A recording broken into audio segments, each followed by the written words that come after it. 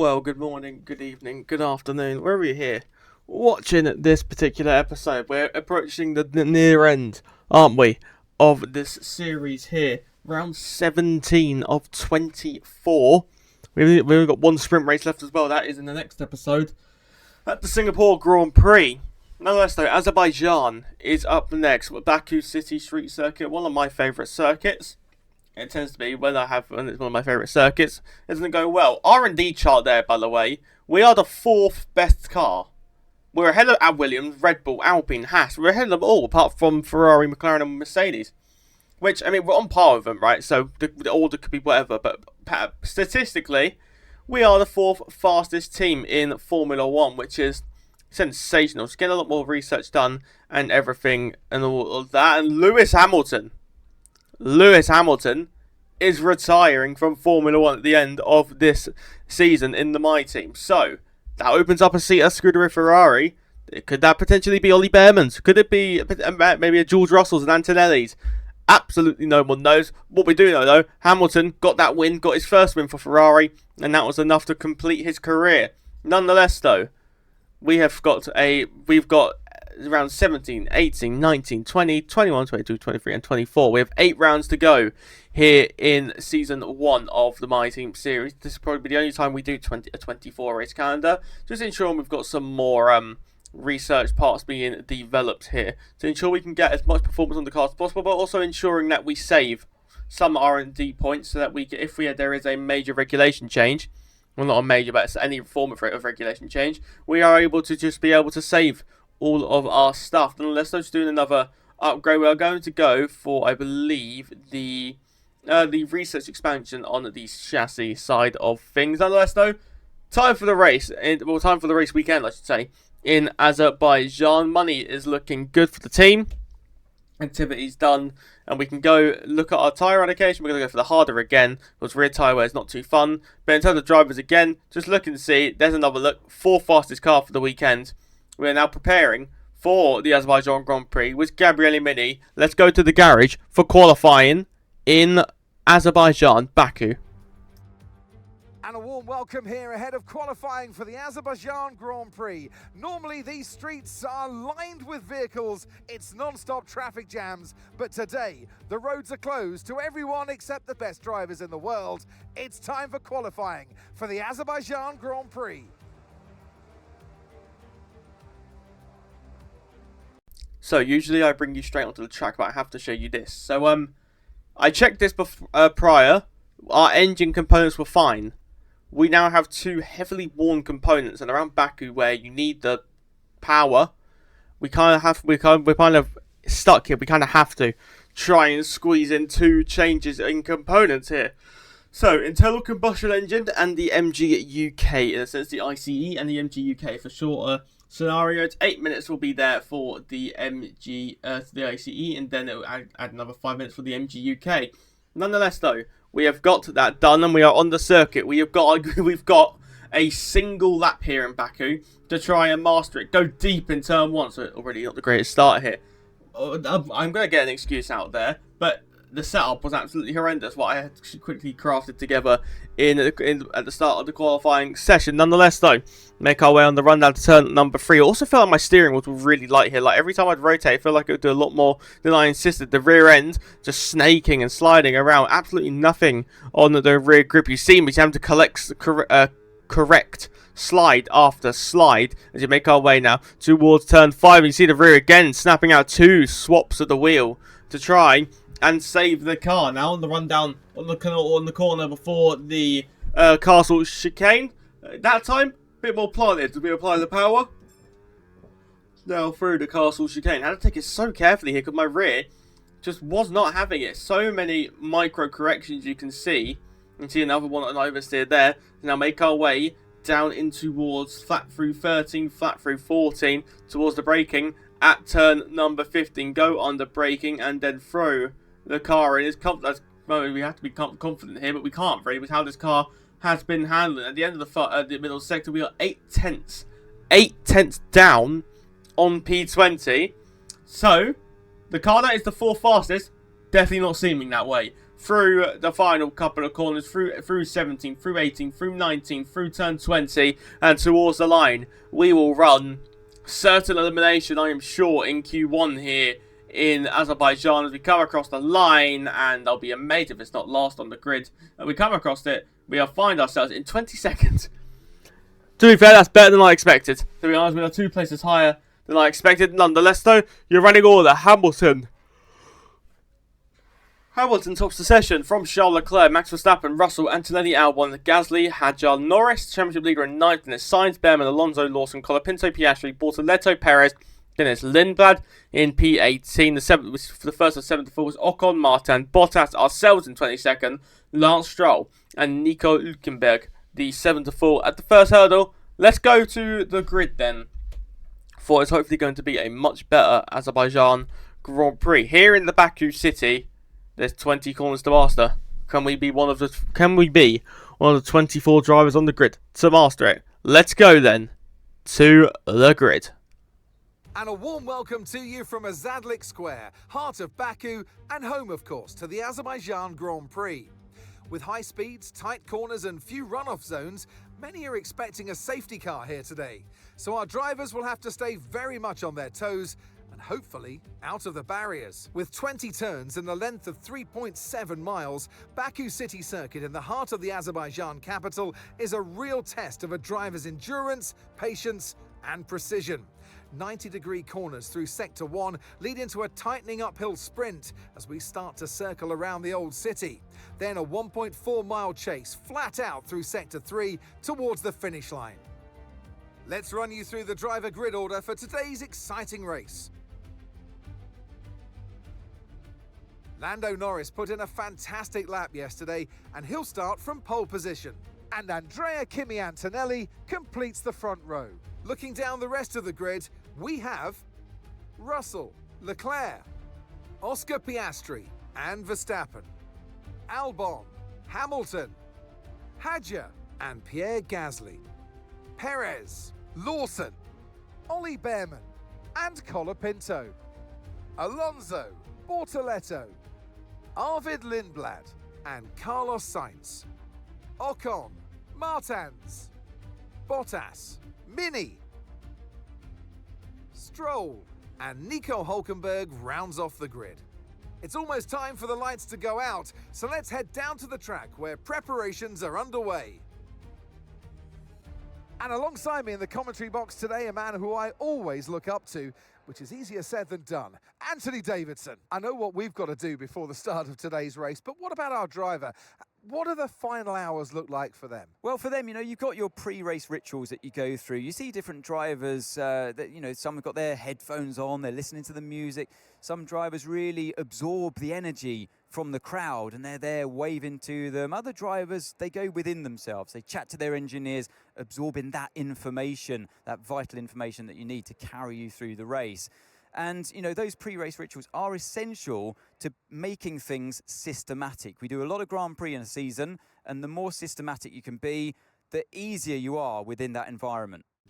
So, a lot of drivers around us on the hard tyres, Lance Stroll behind on that soft compound tyre. We've gone for the mediums because they seem okay well, they're definitely better than the soft tyre without a matter of fact. We're underway for the formation lap then. We made a couple tweaks to the setup in terms of what we were able to do. We lowered the front wing to see if that could help stabilise the car. Maybe it was just the front that kept overtaking the rear in terms of grip. Nonetheless though, we line up on our grid spot and instantly go to the 5 red lights on in Azerbaijan, and we are racing. And actually, a very good pull away here. Victor Martin goes to try and cover us off. We're going to squeeze on that inside line. We go in towards turn number 1, diving through multiple cars up into 17th, wheel banging, with Gabriel Bortoleto, and we're through into 15th position here through turn number 2. We will go. Behrman gets shuffled out wide. That means we get the run on the British driver, and we're going to go past him, go past Colapinto with ease, past the Argentine driver, already up in the 13th from 22nd on the grid. We go through turn number 3, and next up will be Liam Lawson in the Racing Bulls, Fernando style, diving through on the inside. If we can get it stick, a little bit of an oversteer as we get that move done, and into P12 in the Grand Prix. He tries to re-challenge us on the inside, but we shut that door. We shut the opportunity for Liam Lawson. We make the run now down towards the corner before the castle chicane, diving through on the inside line. Through turn 7 we go and get past Sergio Perez. And already up into the top 11 then. Replay of the race start here. Norris on pole and it's Kimi alongside him and we're racing. And Lando Norris has got the pull away he wanted. Same with George Russell. Charles Leclerc thinking of a challenge. Piastri is challenging Leclerc, though, side by side for the opening corner. That's Max Verstappen alongside Alex Albon and the Williams. Williams is resurgent in that Williams in these current couple of races, past few races I should say. And then you see Leclerc fending off Piastri as they actually make the run towards turn number 3. Piastri, Leclerc, Albon and Verstappen all doing their own battles. Albon ahead of Verstappen, Piastri ahead of Charles Leclerc. Then the top 3 will stay as they were. And now we're trying to make this move on Pierre Gasly through turn 13, through turn 14. We make the rise to turn 15. We go on the braking on this occasion, however. Not close enough as we apply the power. And then we make our way on the run towards turn 16. Apply the power. Can we try and make this move on the Frenchman? It will have to be brave to the inside. We'd have to waste a lot of battery if we did want to do so. Just being strategic here with our ERS. We don't want to waste it all as now we make the run down in towards turn number 1, where the battery will be going down all the while. But I'm just making sure I'm not under pressure now. I want to save my battery for maybe a run towards turn number 3.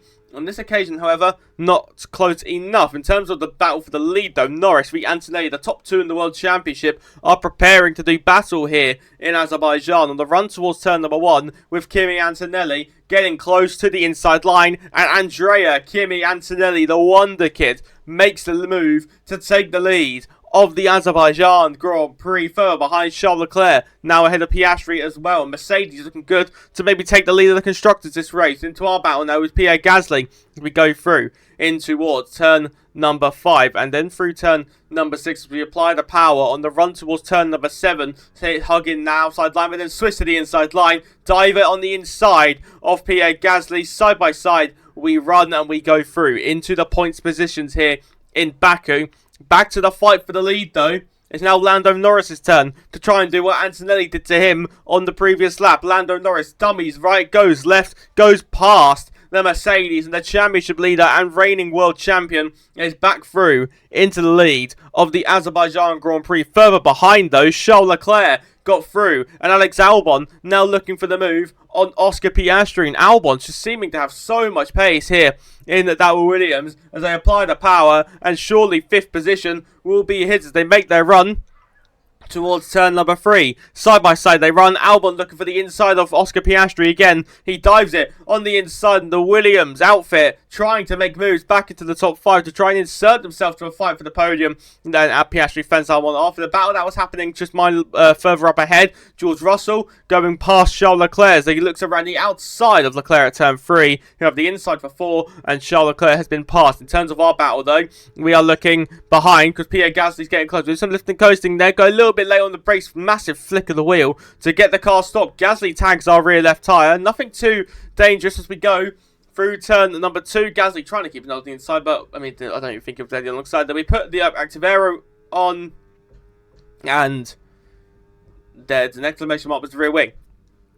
And I think our active aero is stuck on. Oversteer already, and yet the active aero in a street circuit is stuck on. Not the most ideal. So hopefully this doesn't affect the car too much as we head through turn number 5. You see how much more careful I am taking this. The rear already felt uneven whatsoever. We go on the exit through apply the power through turn 12 before we go flat through turn number 13 here. In the rear, kick it out so slightly, and that's what the active aero being stuck on will do. We had a massive moment, and then again, we tried to chuck the car and be aggressive, and the car's just not living with it because the active aero is stuck on as we go through turn 16 to understeer as well to boot because of the fact that the front wing is stuck open as well. Kimi Antonelli, though, these two just swapping and dicing all the time, and it's a carbon copy of what we saw previously. Antonelli goes through, Charles Leclerc gets through, but George Russell, in the second phase of the straight, tucks back up in the slipstream, and will try to fight this one back around the outside line, but Charles Leclerc getting the elbow out, trying to force his way through to get George Russell to bail out of it. The outside line for the Mercedes, and Charles Leclerc will get that position, though, and we go through the final couple of corners. Just see the car sliding around here, and how many minor corrections we've got to do to try and stop this car from plummeting into the barrier here. As you make the run now, down in towards turn number 1. Gasly's gaining, we're defending the inside line, but it's not really a point. We're going to lose so much time. Through goes Gasly into 10th position. I try to throw him off and send him onto the inside, but the rear again,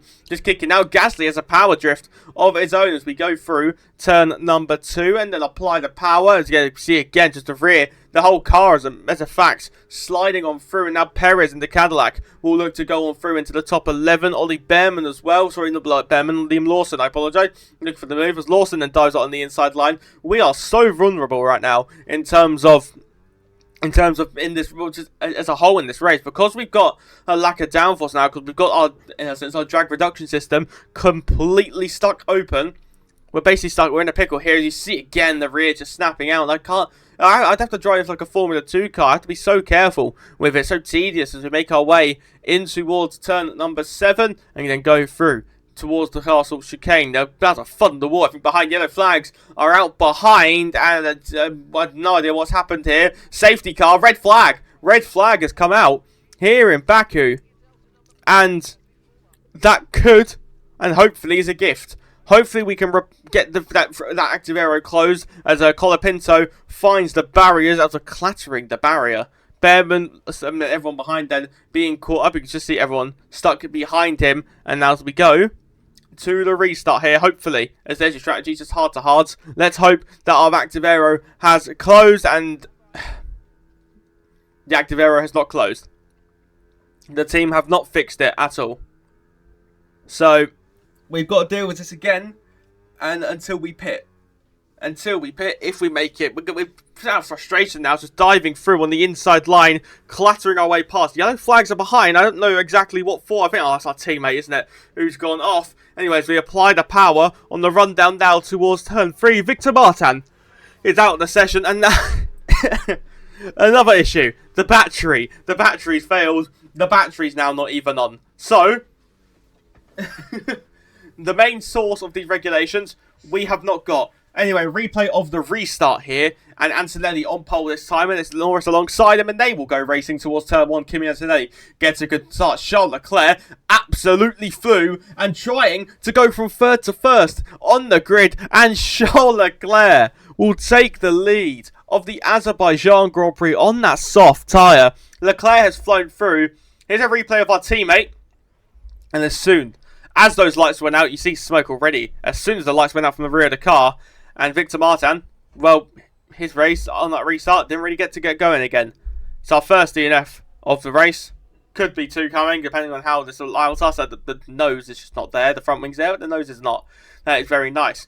Anyway, towards turn number 13 and 14, we will go again. A massive snap of oversteer over that bump. I think you saw the bump there as we go then through turn 15 and make the run towards turn number 16 here in Baku, where again this is probably one of the most dangerous sections to have this active aero stuck open. We make our way then flat through 17, flat through turn 18, not comfortably, flat through turn 19. This car sliding understeer central into the barrier, and the puncture, a rear left puncture, completely gone. Our tyre's completely gone here, and we're going to have to come into the pit lane here, try and get it slowed down as we just try to chuck it in. The car goes, the rear left puncture, we can't get any more speed. We're just going to be losing speed all the time now with this puncture, and well, I think any hope of a good race result in Baku is dashed in an instant. You should see down the pit lane, our speed is decreasing so much. 23 kilometers now, 22, 21, 20, 19, 18, and I was just realizing at this point we're probably going to come to a halt. We're probably not going to be able to get to our garage here, and well, yeah, you should see how slow we're going. 8 kilometers an hour. I called it quits here in Baku, and yeah, double DNF. And your victor today, Andrea Kimi Antonelli. To overcome the difficult circumstances they face throughout this race today, Crofty, it's not easy, and it really shows a lot of maturity, and you can use this, you can draw on this as a driver moving forward and boost your confidence through the rest of the championship.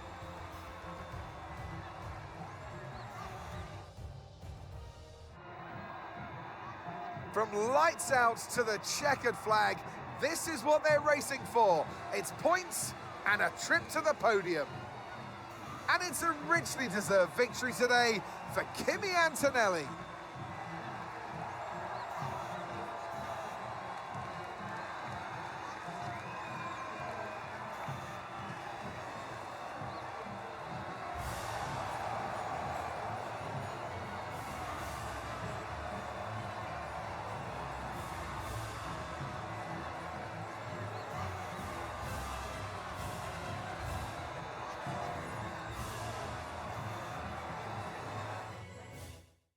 And with that, we wrap up another weekend of motorsport action. But with more races lined up, be sure to join us when we come back with more Formula One.